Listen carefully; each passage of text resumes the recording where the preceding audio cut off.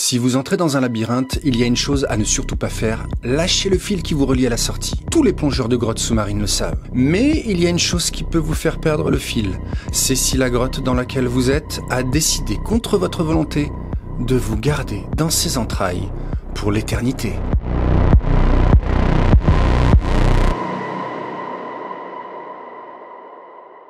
Depuis des siècles, l'homme a exploré toute la planète. Pourtant, il y a un endroit qui reste encore en grande partie inexploré, le monde sous-marin, et notamment les grottes sous-marines. Un chiffre est tout à fait révélateur. 95% du monde sous-marin n'a pas encore été exploré. Cueva del Agua, la grotte d'eau, en fait partie. Cet immense labyrinthe est encore, à l'heure où je diffuse cette vidéo, en cours d'exploration. Et elle attire tous les jours des plongeurs expérimentés qui recherchent le frisson de la découverte, aller là où personne n'est encore allé. Depuis les années 70, plongée après plongée, des hommes courageux parcourent les dédales de la grotte et cartographient méticuleusement chaque galerie, chaque cul-de-sac, chaque passage étroit, chaque zone de danger. Pourtant, il suffit d'une chute de pierre ou d'une erreur pour que le drame survienne. Je vous emmène aujourd'hui découvrir une des cavités les plus dangereuses d'Espagne, Cueva del Agua.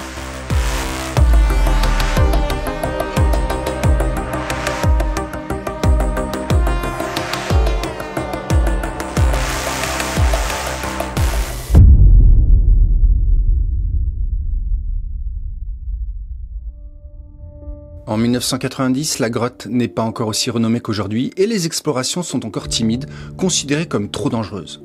Surtout avec le matériel de l'époque. La turbidité de l'eau est élevée et les glissements de terrain sont fréquents. La grotte est une véritable ouverture sur l'inconnu et nécessite des exigences techniques élevées. L'immersion n'est conseillée qu'aux plongeurs très expérimenté. Un Français va plonger dans les eaux chaudes et limpides, certainement excité à l'idée d'être le premier à explorer certaines galeries. Mais il ne revient pas de sa plongée. La dépouille est retrouvée quelques années plus tard par d'autres plongeurs. Je n'ai pas trouvé lors de mes recherches l'identité de ce plongeur français, ni comment il est mort, ni où il a été trouvé dans la grotte. Mais ce qui est sûr, c'est que ce premier drame ne freine en aucun cas les ardeurs des autres plongeurs qui vont continuer l'exploration des cavités.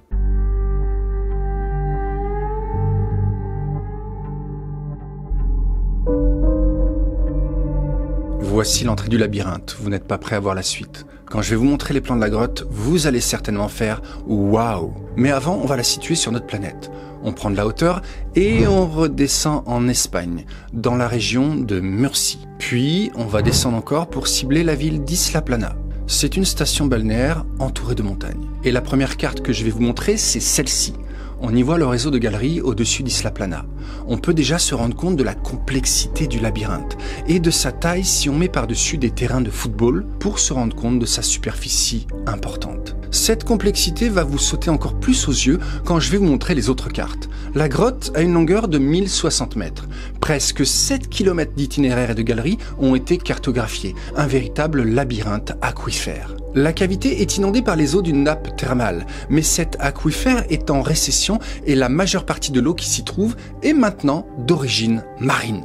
L'entrée de la grotte sous-marine se trouve le long de la route côtière, entre des maisons. On dirait presque un lieu abandonné entouré de grillages.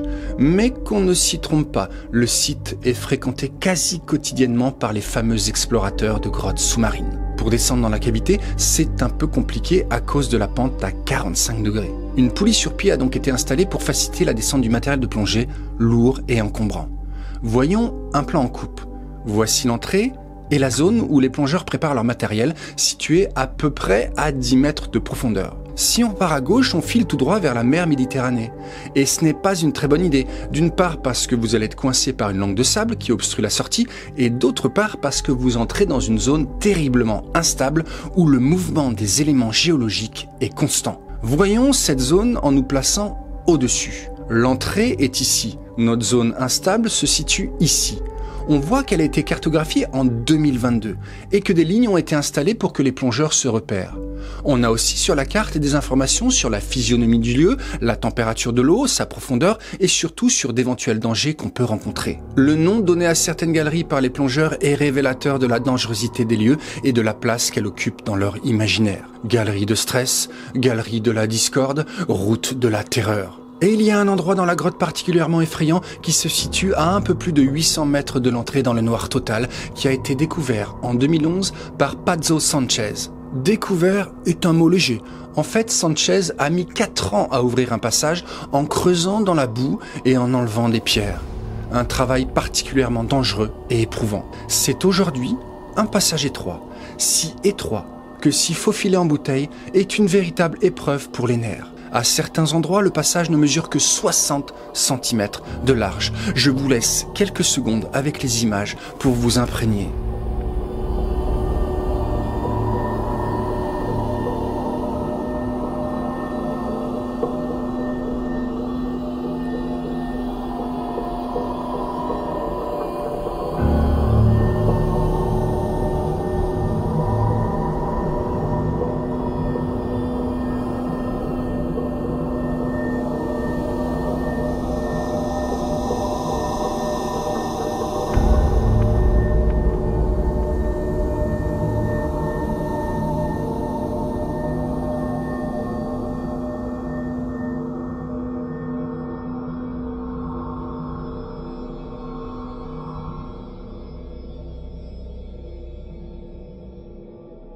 Une fois passé ce boyau étroit, vous entrez dans le secteur de la zone profonde avec des parties encore inexplorées.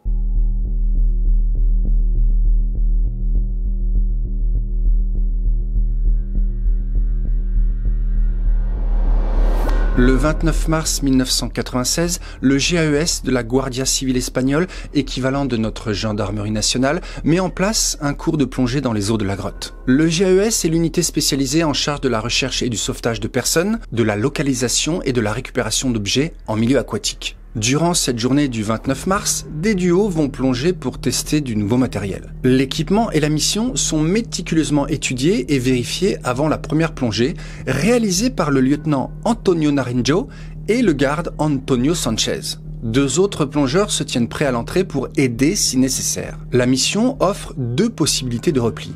La première, faire demi-tour une fois atteint la zone de la galerie Visera, là où l'exploration, en 1996, s'arrête. On ne sait pas ce qu'il y a plus loin. La deuxième, faire demi-tour quand les bouteilles d'air seront au tiers consommées.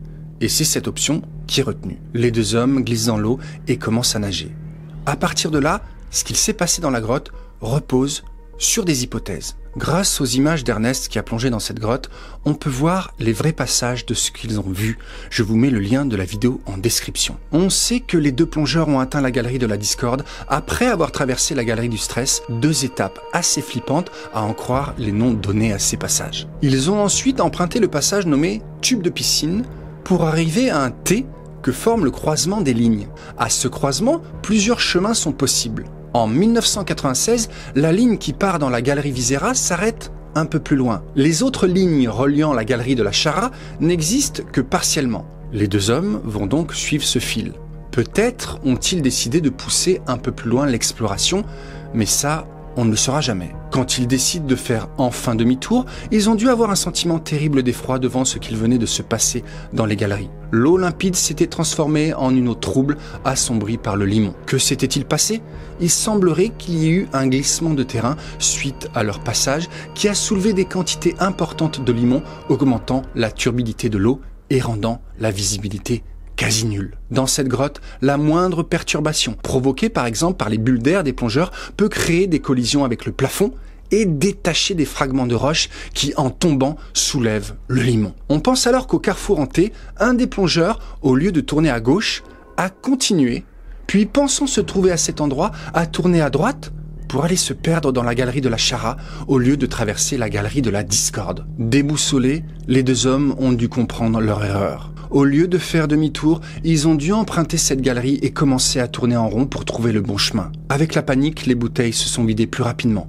Ils ont peut-être persisté à trouver la sortie dans le dédale des galeries pour enfin faire demi-tour et revenir sur leurs pas. Mais c'était déjà trop tard pour espérer avoir assez d'air pour ressortir vivant de la grotte. La détresse et la panique ont dû être terribles à ces instants pour les 2 hommes. Antonio, le garde, a été le premier à se noyer, puis Antonio, son instructeur, a continué d'avancer et a succombé lui aussi quelques minutes après. Au bout d'une heure, les 2 plongeurs du GAES en attente au bord du bassin ont eu l'ordre de se jeter à l'eau pour aller à la recherche des plongeurs disparus. Mais ils sont rapidement remontés car la visibilité était nulle à moins de 30 mètres dans la galerie. Tout était envahi par le limon. Impossible de voir quoi que ce soit, trop dangereux. Les opérations de recherche sont suspendues pendant plusieurs heures afin de laisser le limon retomber, puis reprennent très vite, jour et nuit, sans interruption. La lueur d'espoir qu'ils aient pu trouver une bulle d'air pour respirer entre le plafond de la grotte et l'eau a laissé place petit à petit au désespoir de les retrouver morts noyés. Durant de nombreuses journées, des équipes d'experts et de professionnels de la plongée se sont relayées dans la grotte pour procéder aux recherches. Et ce n'est qu'au bout du 34e jour, le 1er mai 1996, qu'un premier corps est retrouvé. Ce sera le corps du lieutenant, situé à 195 mètres de l'entrée. Puis, le lendemain, ce sera le corps du garde, retrouvé un peu plus loin.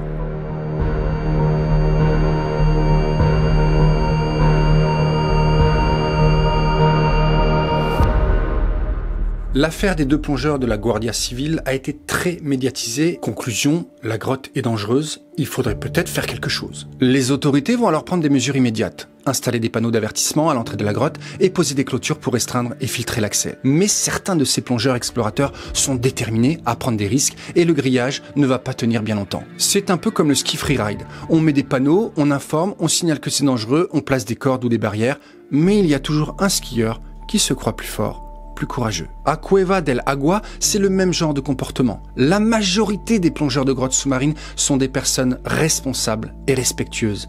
Mais parmi ces plongeurs, il y en a toujours une toute petite minorité qui se croit au-dessus. Et 14 ans après la tragédie des 2 plongeurs de la Guardia Civil, Antonio Pedro, encore un Antonio, 41 ans marié, va plonger malgré les risques. Que s'est-il passé? Encore une fois, personne n'était là et l'hypothèse de s'être perdu dans le labyrinthe suite à une eau troublée semble la plus plausible. Ce sont les plongeurs du GES qui ont confirmé en nageant quelques mètres un possible effondrement dans la grotte sous le vent du limon, rendant la visibilité à néant, un air de déjà-vu. Le lendemain, Antonio est retrouvé. Il est la 4e victime de la grotte.